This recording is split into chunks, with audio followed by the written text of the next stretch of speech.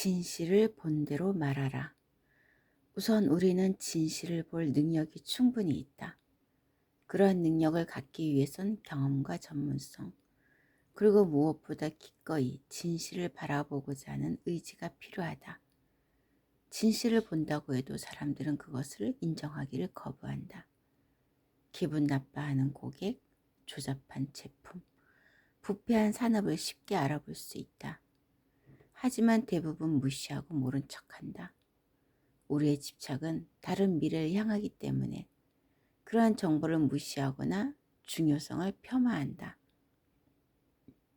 거짓말을 하려는 것이 아니라 부인하는 것이다. 진실을 보고 그것을 인정하는 소수의 사람들도 대개 그것을 이야기하기를 주저한다. 현 상태를 혼란에 빠뜨리고 싶지 않기 때문이다. 임금님이 발가벗었다고 말하면 동료들이 나에게 화를 낼 것이다. 그런 행동이 팀워크를 해친다고 배웠다. 그런 것은 민중선동가들이나 할 일이다. 똑똑한 조직은 세상을 있는 그대로 바라볼 줄 아는 사람을 찾는다. 하지만 진실을 인정하지 않고 공유하지 못한다면 아무리 뛰어난 재능도 쓸모없다. 여행산업이 망하기 전까지는 어떤 문제점도 없었다고 말하는 여행사 직원을 떠올려보자. 수익이 점점 줄어만 가는 상황에서도 진실을 인정하기보다 현재의 사업을 계속 밀고 나가는 것이 더 중요하다고 생각하는 판매 사원을 생각해보자. 자신의 세계관을 옹호하고 불편한 자기 고백과 마주하고 싶지 않아 이야기를 꾸며내는 것이 인간의 본성이다. 통제할 수 없는 것에 대한 집착. 지금 나의 고용계약을 갱신할 것인지 말 것인지 임원들이 회의를 하고 있다고 가정해보자. 나는 정확하게 얼마나 걱정하는 것이 좋을까? 어떤 결정이 내려지기를 간절히 바라고 소망한다면 내가 엄청난 양의 의식적인 기도를 하고 초능력을 발휘한다면 도움이 될까? 정신력을 모조리 쏟아부으면 영향을 조금이라도 미칠 수 있을까? 물론 소용없는 짓이다. 린치피는 우리가 하루에 사용할 수 있는 두뇌 사이클이 한정되어 있다는 사실을 이해한다. 자신이 어찌할 수 없는 상황에 대해 조금만 신경을 쓰기만 해도 막대한 기회비용이 발생한다. 지난 세상을 안타까워하며 매달리는 사이에 경쟁자는 빠르게 미래를 만들어내고 있다. 나는 아직도 특정한 관점, 이미 일어난 결과에 집착한다. 내가 원하던 것과 다른 상황이 펼쳐지면 세상을 한탄하며 시간을 낭비한다. 화가 난 고객이 찾아와서 분풀이를 할 때 우리는 이러한 고객의 멍청한 판단력을 저주하고 이 상황을 초래한 세상을 원망한다. 하지만 린치피는 이러한 상황을 받아들여야 하며 그것을 개선하는 것이 분명히 새로운 길을 만들어낼 수 있다는 것을 이해한다. 과학은 지도를 만드는 일이다. 실험 조수는 지시받는 일을 한다. 과학자들은 다음에 무슨 일을 해야 하는지 궁리한다. 과학자가 놀라는 것은 놀랄 일이 아니다. 자신의 일을 제대로 수행해도 당황스러운 일이 벌어진다. 탐험하고 직감을 따르고 풍경을 조망하고 새로운 계획을 짜는 일이 과학자가 하는 일이다. 스스로 놀랄 수 있도록 준비하는 것은 의식적인 선택이다. 과학자들은 모든 것을 완벽하게 이해하고 확정할 수 있다고 생각하지 않는다. 모퉁이를 돌 때마다 새로운 논증이 나타나고 미스터리가 나타난다는 사실을 안다. 결국 지도는 결코 완성되지 않는다는 뜻이다. 인간의 귀놈을 처음으로 해석한 크레이그 벤터는 다음에 뭘 해야 하는지 알려주기를 기다리지 않았다. 다음에 무엇을 해야 하는지 아는 것이야말로 바로 린치핀이 필요한 이유다. 좌절한 예술가들의 모임. 내가 쓴 책 종족에 대한 비평 중에서 내가 가장 좋아하는 글이 하나 있다. 고디는 견고한 리더십의 토대를 실제로 어떻게 구축하는지 설명하지 않는다. 그는 마치 아이디어와 휴대전화만 가지고 있으면 단 몇 분 안에 수천 명을 자신의 주장에 동조하도록 만들 수 있다고 말하는 듯하다. 나는 이렇게 대답했다. 이 책에서는 사람들에게 리더십이 중요하다고 말하는 것이 핵심이다. 리더가 되는 방법을 하나하나 꼼꼼하게 설명하는 것은 불가능하다. 뭘 해야 하는지 알려달라는 것은 이 문맥에서는 맞지 않는 요구다. 지도는 없다. 지도자가 되는 법을 알려주는 지도는 없다. 예술가가 되는 법을 알려주는 지도는 없다. 나는 예술에 관한 책, 예술을 실천하는 방법에 관한 책을 수백 권 읽었지만 지도에 관한 실마리를 알려주는 책은 하나도 보지 못했다. 그런 지도는 없기 때문이다. 여기 우리가 씨름해야 할 진실이 있다. 예술이 가치 있는 이유는 그 방법을 정확하게 알려줄 수 없기 때문이다. 지도가 있다면 예술은 존재하지 않을 것이다. 예술은 지도 없이 세상을 헤쳐나가는 행위이기 때문이다. 지도가 없어서 불만인가? 나는 지도가 없어서 좋다.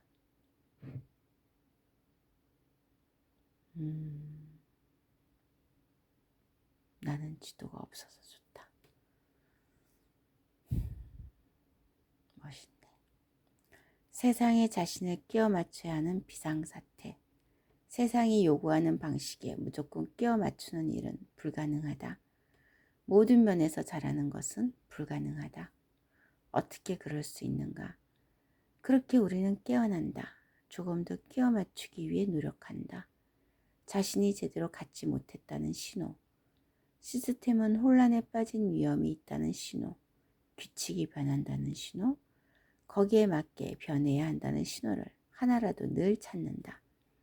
겉으로만 초점을 맞추다 보면 중심이 없으며 돌아갈 곳도 없는 문제가 생긴다. 밖에 초점을 맞추면 나침반도 없고 기준도 없고 균형을 잡고 있는지 알 수도 없는 상황에 빠지고 만다. 지금 내가 그 상황이야.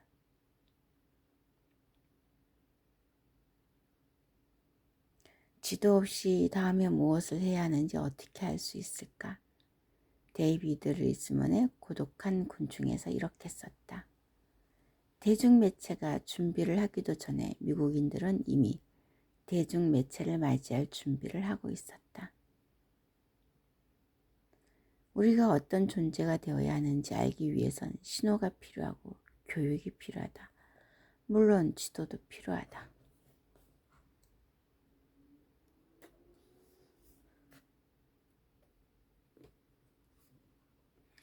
현재에 만족할 것인가? 차이를 만들 것인가?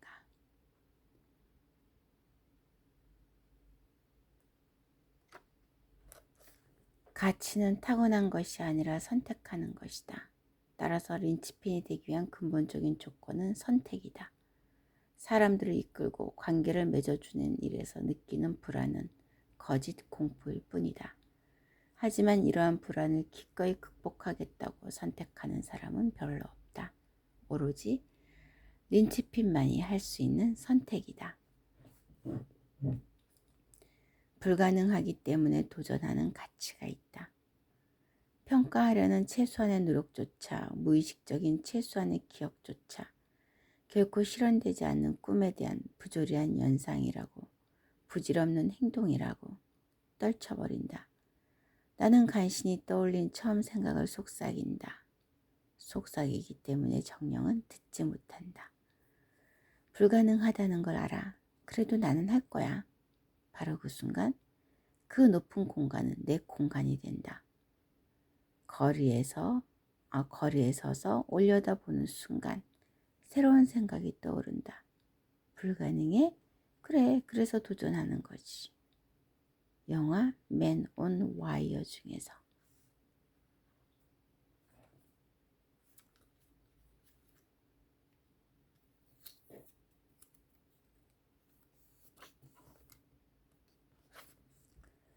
우리가 배운 것, 우리가 믿는 것을 필리프 푸티라는 예술가는 모두 뒤집어 버렸다. 그는 400m나 되는 높이의 세계무역센터 두 빌딩 사이에 외주를 놓고 아무 안전장치도 없이 건넜다. 부수고 시작하는 일에 참여하지 않는다. 중대한 도덕적 위반을 저지르지도 않는다. 삶의 위험을 무릅쓰지도 않는다. 돈을 주지 않으면 어떤 일도 하지 않는다. 진정으로 아름다움을 완수하는 일이라고 해도 바보 같아 보이는 일에는 절대 삶을 바치지 않는다. 무엇보다도 불가능한 일은 시작도 하지 않는다. 이러한 태도는 분명 선물이 아니다. 지금부터 설명하는 방식을 선택한다면 당신이 이긴다. 지금 새로운 일 시작하기. 어느 날 비니 토머스는 뻘떡 일어섰다. 그냥 일어서서 새로운 일을 하겠다고 소리치고 바로 그 일을 시작했다. 자신의 자리를 떠나지도 않았고 새로운 직함이나 책임도 맡지 않았다. 자신이 하던 일을 새로운 방식으로 하기 시작했을 뿐이다. 비니는 단점을 찾고 문제를 찾는 목적을 지닌 회의에는 더 이상 참석하지 않았다. 대신 자신이 차이를 만들어낼 수 있을 만한 프로젝트를 찾아 몰두하기 시작했다. 갑자기 영감이 찾아왔다. 남들의 비난을 겁내지 않고 기회를 찾았다. 스스로 전선을 향해 밀어붙였고 험난한 늪을 헤쳐나갔고 일을 만들어냈다. 여기서 놀라운 진실은 그녀에게 영감이 찾아오고 난 다음에 기회가 왔다는 것이다. 기회가 먼저 오고 나서 영감이 찾아온 것이 아니다.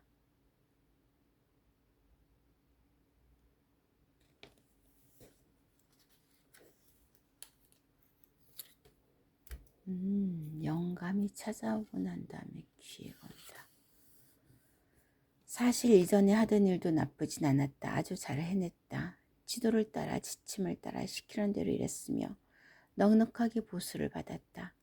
직장을 잃을 위험은 없었지만 자신의 영혼은 완전히 포기한 상태였다.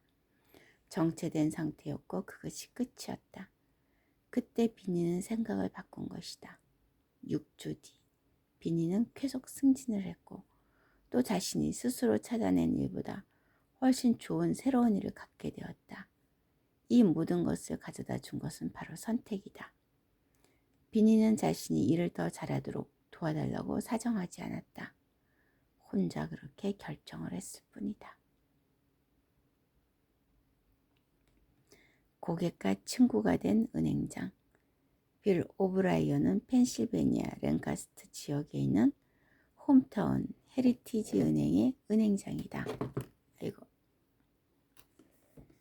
이 지역에서 가장 많은 고객을 유치하고 있을 뿐만 아니라 담보로 설정한 집을 단 한 채도 처분한 적이 없을 만큼 대출 실력도 좋다. 이 지역은 전통을 유지하며 살아가는 아미시 공동체가 있는 곳이다. 빌은 아미시 교파에 속해 있지 않지만 그의 고객은 대부분 아미시 사람들이다. 그의 은행이 운용하는 대출 자산은 1,000억 원이 넘는다. 이 중 90%가 아미시 구인들의 농장을 담보로 빌려준 돈이다. 오브라이언은 거의 매일같이 차를 타고 고객들과 잠재 고객을 직접 찾아다닌다. 아미시 사람들은 현대 문명과 동떨어져 살기 때문에 신용 기록도 없고 신용을 평가할 수 있는 보편적인 도구도 사용할 수 없다. 그가 사람들을 평가하는 방법은 이렇다. 그분의 아버지가 어떤 사람인지 알아보겠습니다. 그분 부인의 아버지가 누구인지 한번 알아봐야겠군요. 농장을 운영하려면 함께 일할 사람이 필요하겠지요. 오브라이언이 직접 사람들을 찾아다니며 거래를 시작하는 방식이 그토록 성공을 거둘 수 있었던 이유 중 하나는 필요 이상의 선택을 하지 않아도 되는 것이기 때문이다. 사실 아미시 사람들은 집에 전기도 들이지 않고 화재 보험도 가입하지 않기 때문에 그런 집은 법적으로 거래하지 못한다. 결과적으로 아미시 사람들의 부동산을 담보로 잡는 것은 아무 의미가 없다. 오로지 그들의 신용을 믿고 돈을 빌려주는 것과 마찬가지다. 이렇게 몇 년을 아미시 사람들과 거래했다는 것은 결국 자연스럽게 고객들과 아주 친한 친구가 되었다는 뜻이다. 1년에 수십억 원을 벌어들이는 유능한 은행가가 하는 일이 고객과 일일이 만나서 이야기하는 것이다. 고객을 더 사무적으로 대하게 되는 것이 아니라 더 인간적으로 대하는 것이다. 새로운 사업 기회는 쉽게 찾을 수 있다. 하지만 아미시 공동체는 여전히 유대가 긴밀하다. 그들은 새로운 농장을 구입할 때마다 언제나 빌에게 조언을 부탁하지만 돈을 받을 수는 없다. 그러한 행동이 자신이 그동안 쌓아온 좋은 평판을 한순간에 무위로 돌릴 수 있기 때문이다. 빌은 더욱 마을 사람들의 일을 자신의 일처럼 도와준다. 빌은 은행의 소유주가 아니다. 하지만 그는 꼭 필요한 사람이다. 빌이 만들어낸 자산은 회계장부에 기록된 금액을 훨씬 뛰어넘는다.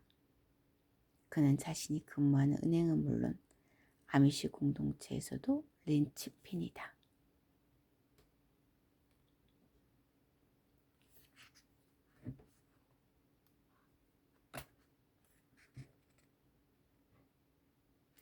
시스템에 길들어버린 맹수. 나는 강연을 앞두고 호텔바에서 소다수를 마시면서 바텐더와 이야기를 나누며 시간을 보내고 있었다. 그러던 중에 바텐더가 먹고 살기 위해 낮에는 보험 판매원으로 일하고 밤에는 바텐더로 일한다는 사실을 알게 되었다. 그는 작은 회사들을 직접 찾아다니며 보험을 팔았다. 존은 이라크 전쟁에 참전했다가 돌아온 지 얼마 되지 않았다고 했다. 그의 카리스마는 내 흥미를 끌었으며 그의 서비스도 마음에 들었다. 그래서 이야기를 많이 나누었다. 그가 자신의 일에 쏟는 감정노동은 눈에 띌 정도로 상당했다. 또한 아직도 집집마다 찾아다니며 물건을 파는 일을 하는 사람들 이야기에 매료되어 이것저것 물어보았다. 하루 일과는 어떤지, 보수는 얼마나 받는지 물었다. 그가 받는 돈은 100% 판매 수수료라고 한다. 보험회사는 기본급을 한 푼도 주지 않았다. 게다가 회사는 명함은 물론 업무용 물품, 영업자료나 판촉물도 모두 직원에게 돈을 받고 팔았다. 분명히 좋은 직장은 아니었다. 그 친구의 대인관계 능력을 키워줄 만한 사람도 전혀 없었다. 그는 스스로 영업전선에 나가 쥐꼬리만한 돈을 받으면서도 구걸이나 다름없는 행동을 한 것이다. 나는 어떻게 하면 좀 더 나은 보수를 받을 수 있는지 그에게 몇 가지 아이디어를 제시했다. 어떻게 하면 프레젠테이션에서 두드러지게 보일 수 있는지,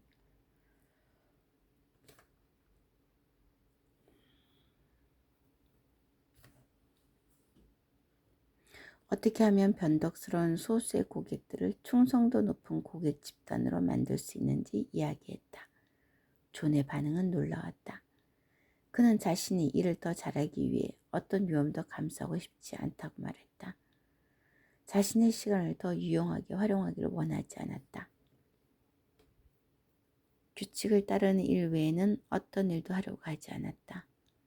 그러면서 자신이 더 오래, 더 열심히 일하면 회사는 그만큼 더 많은 보수를 줄 것이라고 확신했다. 사막 한가운데서 목숨을 걸고 폭탄 속을 헤치고 나온 사람이 보험을 파는 새로운 방식을 두려워하다니 어이가 없었다. 화가 났다.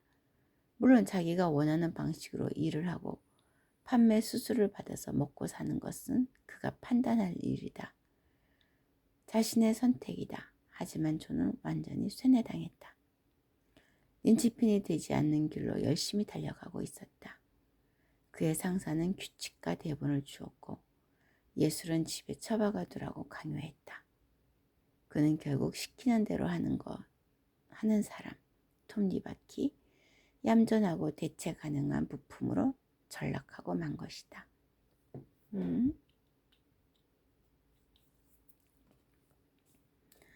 문제는 시스템이 그런 사람들을 착취한다는 사실이다.